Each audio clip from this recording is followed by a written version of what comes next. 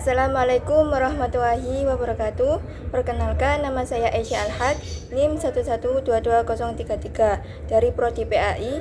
Di sini saya akan membahas modul saya yang berjudul Pengaruh Kemajuan Iptek terhadap NKRI.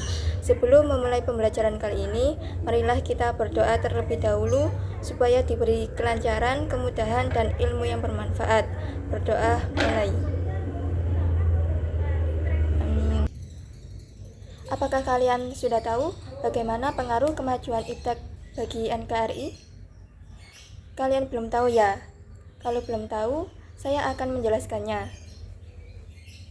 Pengaruh kemajuan iptek bagi NKRI. Yang pertama, pengertian iptek. Iptek adalah singkatan dari Ilmu Pengetahuan dan Teknologi. Iptek merupakan suatu sumber informasi yang dapat juga didefinisikan sebagai segala sesuatu yang berhubungan dengan teknologi, baik itu penemuan terbaru yang bersangkutan dengan teknologi ataupun perkembangan di bidang teknologi itu sendiri. Yang kedua, sejarah perkembangan iptek. Sejarah perkembangan iptek di dunia juga sejalan dengan laju peradaban manusia. Seiring dengan perkembangan zaman, iptek yang pada awalnya adalah suatu kebudayaan manusia berkembang menjadi suatu alat untuk membantu aktivitas manusia. Misalnya, yang selalu ingin berkarya menyebabkan manusia berlomba-lomba dalam penciptaan iptek, sehingga lupa dengan perubahan yang diakibatkan dari iptek itu sendiri. Zaman purba, 4 juta tahun silam. Periode ini disebut juga sebagai masa praaksara atau prasejarah. Manusia purba diketahui telah mengembangkan teknologi meskipun belum mengenal tulisan atau bahasa. Teknologi yang dikembangkan tentunya masih sangat sederhana, yaitu bermula dari bebatuan. Kayu, tulang, dan bahan lain juga digunakan, dibentuk untuk dimanfaatkan sebagai alat pemotong dan senjata untuk membantu kebutuhan sehari-hari. Yang B, zaman Yunani 600-200 sebelum Masehi. Pada fase ini ditandai dengan kemajuan berpikir umat manusia dalam lapangan ilmu dan teknologi yang berpusat di Yunani.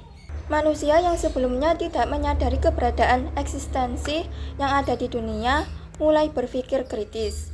Pada waktu itu terjadi perubahan besar dan cara berpikir umat manusia. Manusia mulai berpikir dan berusaha mengungkapkan kabut rahasia alam, dan tersusunlah ilmu serta teknologi. Yang C, zaman pertengahan 31 sebelum Masehi sampai 628 sebelum Masehi.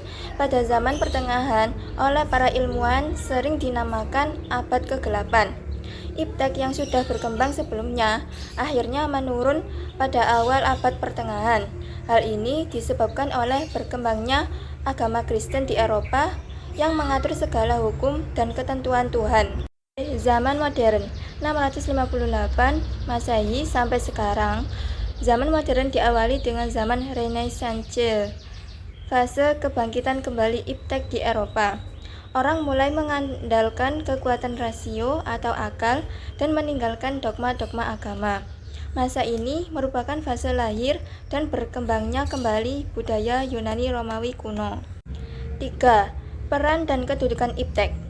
Iptek mempunyai peran sebagai berikut. A.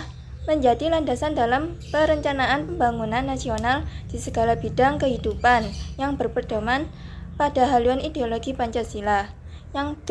Meningkatkan kualitas hidup dan mewujudkan keadilan sosial dan kesejahteraan rakyat.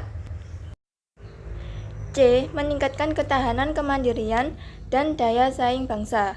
Dan yang D, memajukan keberadaan bangsa yang berdasarkan ketuhanan yang Maha Esa dan menjaga nilai etika sosial yang berperi kemanusiaan.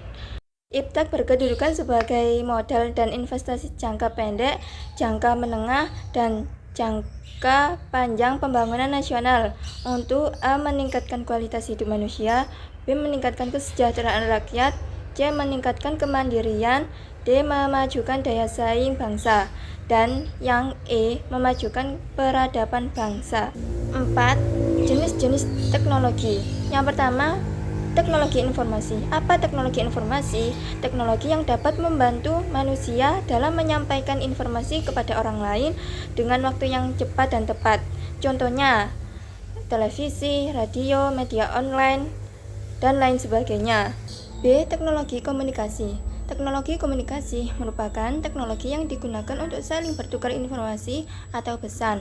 Teknologi komunikasi salah satu teknologi paling umum yang banyak digunakan dalam kehidupan kita sehari-hari.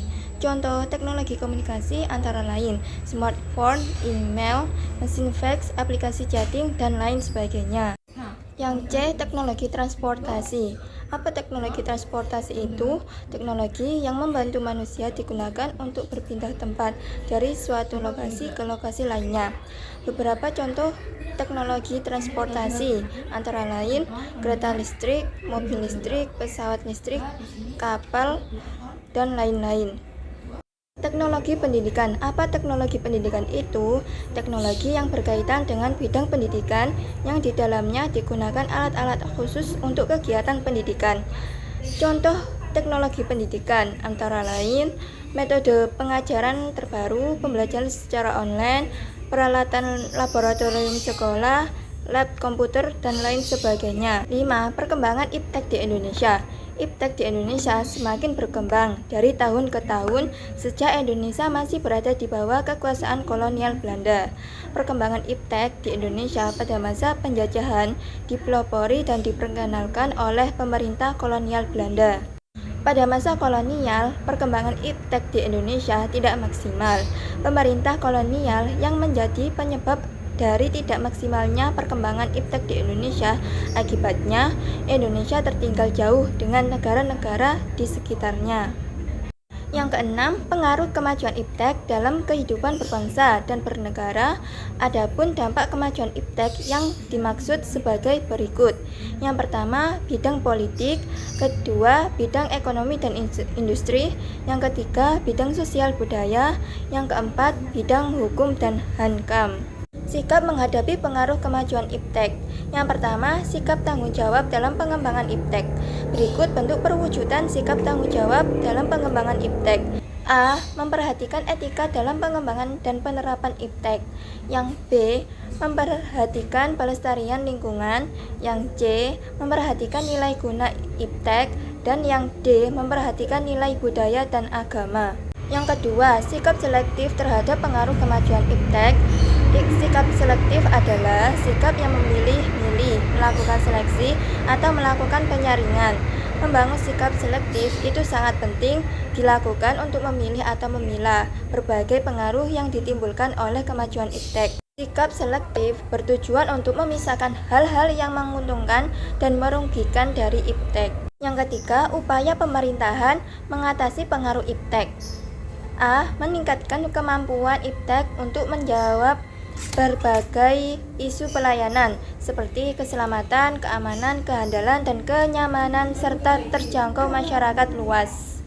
B. Meningkatkan kemampuan iptek strategis dalam rangka pengembangan sistem transportasi nasional yang handal, efektif, dan efisien yang sesuai kondisi fisik, wilayah, serta sosial ekonomi budaya. C. Meningkatkan penguasaan dan kemampuan teknologi industri dalam negeri untuk mendukung sistem transportasi nasional guna mendukung kelancaran sistem operasional dan kemampuan untuk merawat serta ramah lingkungan dan hemat energi. Yang keempat, perilaku menghadapi pengaruh kemajuan iptek dalam kehidupan sehari-hari. Yang pertama, keluarga. Penggunaan teknologi harus dengan pengawasan orang tua. Menggunakan teknologi sesuai kebutuhan agar tidak lupa dengan keluarga. Manfaat penggunaan teknologi dengan sebaik-baiknya. Nomor 2, sekolah. Yang pertama, memanfaatkan teknologi untuk menambah wawasan. Yang kedua, menggunakan teknologi untuk kepentingan belajar.